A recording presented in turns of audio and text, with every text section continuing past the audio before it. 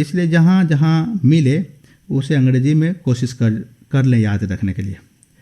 Next देखते हैं, ये बहुत महत्वपूर्ण प्रश्न है कि वायुमंडल में ऑक्सीजन छोड़ी जाती है प्रकाश संश्लेषण क्रिया के फलस्वरूप, इसका क्या प्रमाण है? तो प्रमाणित कीजिए। तो देखिए, इसको प्रमाणित करने के लिए देख सकते हैं कि क्या क्या है। तो इसको प्रमाणित करने के लिए आवश्यक उपकरण हम लोग लेंगे। क्या क्या ले रहे? देखिए, विकर, कीप, हाइड्रिला के पौधे, ठीक है ना। तो ये हाइड्रिला का पौधे क्यों लेते हैं? एक ऐसा पौधा है जो जल मग्न रहकर, मतलब जल के अंदर रहकर प्रकाश संश्लेषण की क्रिया कर सकता है, बशर्ते इसको सूर्य का प्रकाश वहाँ तक पहुँचना चाहिए, ठीक है। तो चलिए इसको हम आवश्यक उपकरण के रूप में देख लेते हैं। बीकर, परख नली, कीप, जलीय पौधा यानी हाइड्रिला। कैसे प्रमाणित करेंगे? एक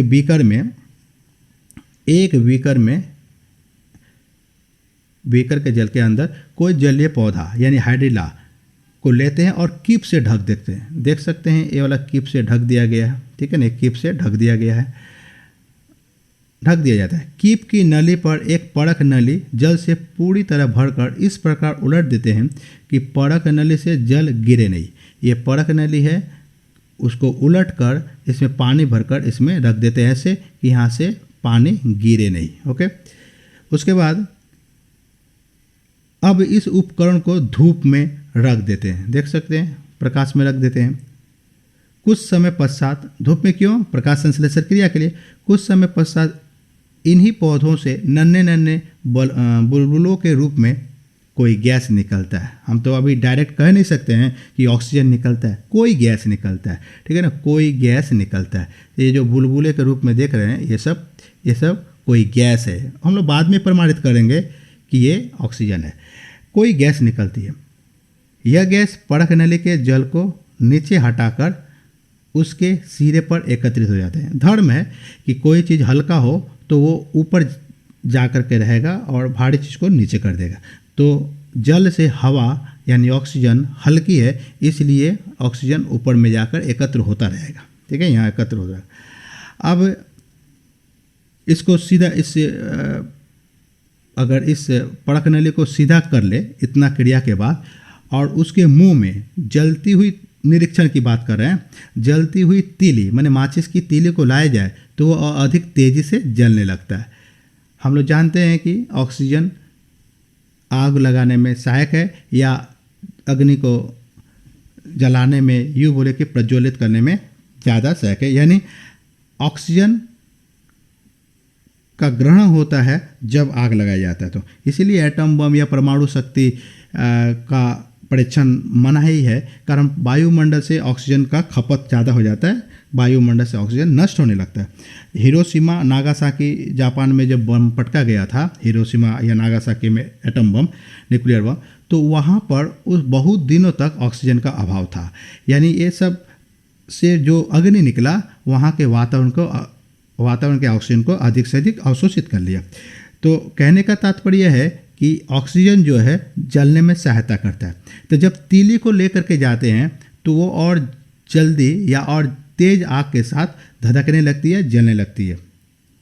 इससे पता चलता है कि ये जो गैस है बुलबुले के रूप में, ये ऑक्सीजन है। लेकिन इतना से काम नहीं बनेगा, ये ऑक्सीजन ही है, या ऑक्सीजन के वजह से ही माचिस की तीली में आग तेजी से बढ़ने लगी या प्रज्वलित हो रही है। इसका क्या प्रमाण है? तो देखा जाए, नेगेटिव एक उदाहरण लेकर के, परख नली में पायरोगैलान, ये जो पदार्थ है पायरोगैलान, इसको रखते हैं तो ये क्या करेगा? इसका धर्म है ऑक्सीजन गैस को सोख लेगा, यानी ऑक्सीजन गैस को ऑब्जर्व कर लेगा। जब ऑक्सीजन गैस को ऑब्जर्व कर लेगा इस नली से, तो यहाँ पर अब माचिस को लेकर आते हैं तीली को, तो उस तीली में कोई परिवर्तन नहीं होता है, माने तीली का आग ज़्यादा प्रज्वलित नहीं होता है। इसका मतलब यही है कि वो गैस ऑक्सीजन ही था, क्योंकि पायरोगैलान जो पदार्थ है वो ऑक्सीजन को ही अवशोषित करता है। अब जब तीली प्रज्वलित नहीं हो रही है तो जाहिर सी बात है वह ऑक्सीजन गैस ही था। तो साबित हो जाता है कि प्रकाश संश्लेषण क्रिया के दौरान वायुमंडल में ऑक्सीजन मुक्त की जाती है।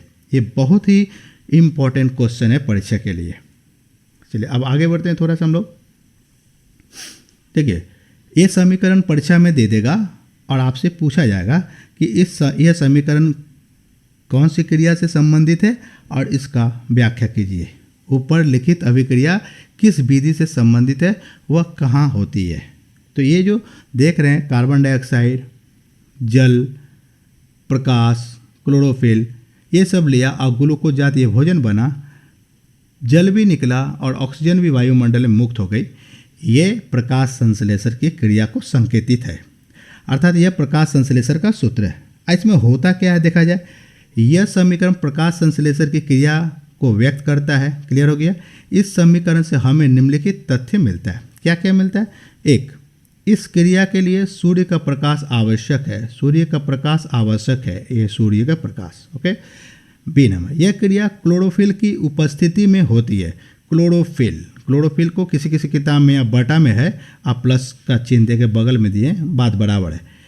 क्लोरोफिल की उपस्थिति आवश्यक होती है। सी नंबर, कार्बन डाइऑक्साइड और जल के बीच रासायनिक क्रियाएं होती है। तो देखिए ये दोनों के बीच, कार्बन डाइऑक्साइड और जल के बीच रासायनिक क्रिया होती है।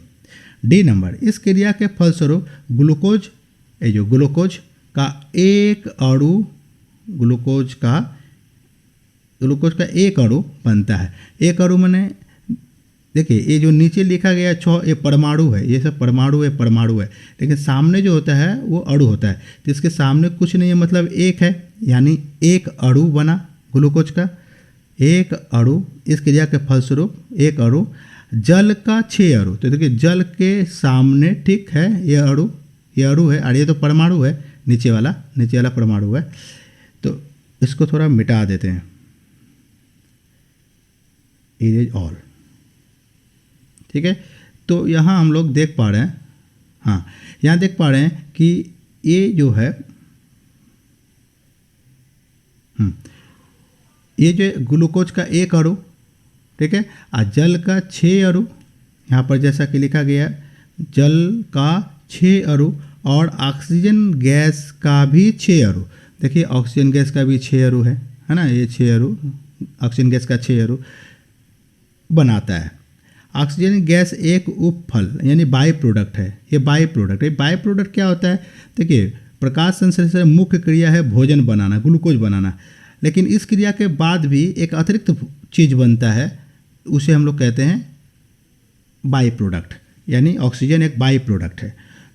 बाई प्रोडक्ट का एक उदाहरण और ले सकते हैं आप नारियल का पेड़ लगाते हैं नारियल खाने के लिए, लेकिन ये सोच के कभी लगाते हैं कि नारियल का पेड़ लगा रहे हैं झाड़ू बनाने के लिए, लेकिन उसके पत्ती से झाड़ू भी तो बनता है, ठीक है ना, और फिर नारियल के छोबड़ा से गद्दा भी तो बनता है। तो वो सब बाई प्रोडक्ट हो गया। हम लोग वो सोच के नहीं लगा, हम लोग तो नारियल के लिए लगाए थे, लेकिन छोबड़ा के लिए तो लगाए नहीं थे। उसी प्रकार पेड़ पौधा भोजन बनाता है, भोजन बनाने यानी कार्बोहाइड्रेट जाती भोजन बनाने के लिए, लेकिन ऑक्सीजन भी हमें मिलता है, इसलिए इसको बाई प्रोडक्ट कहा जाता है, जो उत्पन्न होने के बाद वायुमंडल में चली जाती है।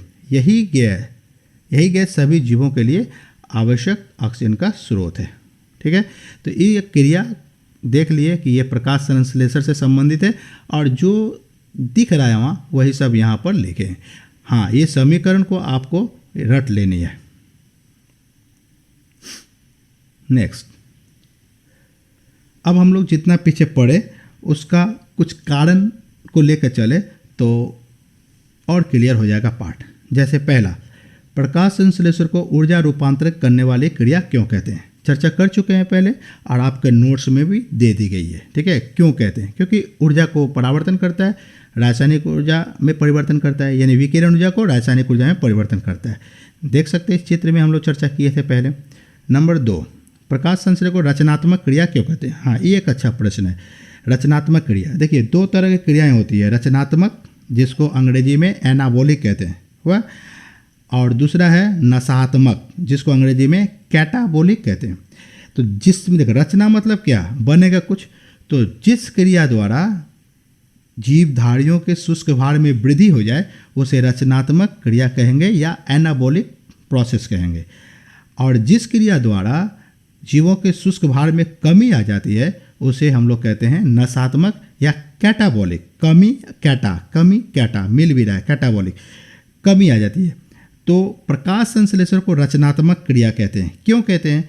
क्योंकि देखिए अभी कोई पौधा है इस तरह से छोटा, ये खाद्य पदार्थ ग्रहण करके जो भी आवश्यक तत्व है, जैसे कार्बन डाइऑक्साइड है, जल है, यौगिक पदार्थ को लेकर के ये जल है, क्लोरोफिल है, ये सब से लेकर के पत्ती में भोजन बनाएगा। धीरे धीरे इसकी ऊंचाई बढ़ेगी, बड़ा होगा। अब छोटा पौधा या पेड़ बड़ा होगा तो उसका वजन बढ़ेगा। वजन बढ़ना मैंने शुष्क भार में वृद्धि हुई, तो वृद्धि होने को ही हम लोग कहते हैं रचनात्मक या कैटाबोलिक। इस तरह से पेड़ बड़ा हो गया, वजन भी ज़्यादा हो जाएगा, तो हम लोग एनाबोलिक प्रोसेस कहेंगे, क्योंकि इसके भार में वृद्धि हो रही है। तो आपके मन में प्रश्न आता होगा वह कौन सा क्रिया है जिसमें भार घटता है या कमता है? तो श्वसन है। देखिए हम आप जब भोजन करते हैं तो ऑक्सीजन गैस उस भोजन को जलाकर पचाकर ऊर्जा में बदल देता है, और ऊर्जा का वजन नहीं होता है। तो हमारे शरीर में जो भोजन गया था जिस समय, उसको जलाकर ऊर्जा में बदल दिया तो भोजन का भार घट गया, क्योंकि ऊर्जा का कोई भार नहीं होता है। तो हमारे शरीर के शुष्क भार में कमी आ गई।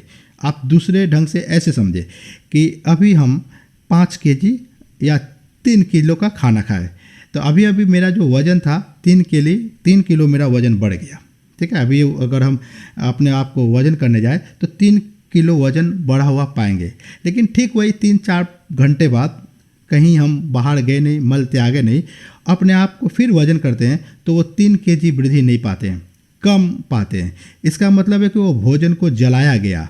और ये जला कैसे? श्वसन कर रहे हैं हम लोग। श्वसन से ऑक्सीजन हमारे अंदर गया और वो ऑक्सीजन भोजन को जलाकर ऊर्जा में परिवर्तन कर दिया। हम लोग जानते हैं कि ऊर्जा का कोई वजन भार नहीं है, इसी कारण हमारे शरीर के शुष्क भार में कमी महसूस होती है। तो हम कह सकते हैं कि प्रकाश संश्लेषण को एनाबोलिक कहते हैं, वहीं श्वसन को कैटाबोलिक कहते हैं, माने वजन कम करने वाला। ठीक है, तो चलिए प्रकाश संश्लेषण के साथ श्वसन का भी कुछ हम लोग सुन लिए, जान लिए। ये बहुत इंपॉर्टेंट है, रचनात्मक क्रिया है, अंग्रेजी में एनाबोलिक कहते हैं। प्रकाश संश्लेषण को एक उपचय विधि भी कहते हैं, इसका जवाब भी वही है। आगे देखते हैं, प्रकाश संश्लेषण रात के समय क्यों नहीं होता है? ये तो हंसने वाला प्रश्न है, लेकिन क्वेश्चन पूछे जाते हैं इसलिए दिया। रात के समय कैसे होगा? प्रकाश, सूर्य का प्रकाश नहीं होता है। वो तो अलग बात है कि सूर्य के बल्ब के तीव्र प्रकाश में प्रकाश संश्लेषण किया जाता है। तो जंगल में कौन बल्ब जलाने गया? इसलिए ओवरऑल वो लिया जाता है जो स्वाभाविक रूप से नहीं होता है, अर्थात रात को सूर्य का प्रकाश नहीं है तो वहाँ प्रकाश संश्लेषण क्रिया नहीं होगी।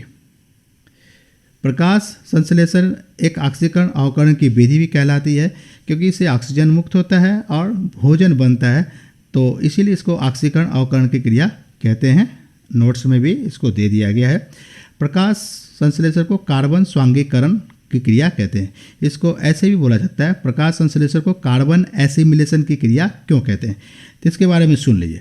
प्रकाश संश्लेषण में कार्बन डाइऑक्साइड गैस ली जाती है भोजन बनाने के लिए, इसीलिए इसे कार्बन स्वांगीकरण या कार्बन एसिमिलेशन की क्रिया कहते हैं। लेकिन देखिए कार्बन नहीं ली जाती है, कार्बन डाइऑक्साइड गैस ली जाती है, इसलिए इस क्रिया को कार्बन डाइऑक्साइड एसिमिलेशन कहना ज़्यादा उचित होगा। ओके, नेक्स्ट, पत्ती प्रकाश संश्लेषण का आदर्श स्थान है, अर्थात पत्ती में प्रकाश संश्लेषण क्रिया अच्छी तरह से होती है। इसका कारण क्या है? इसका कारण है कि पत्ती जो हरा होता है वो क्लोरोफिल युक्त होता है, उसमें क्लोरोफिल पाए जाते हैं।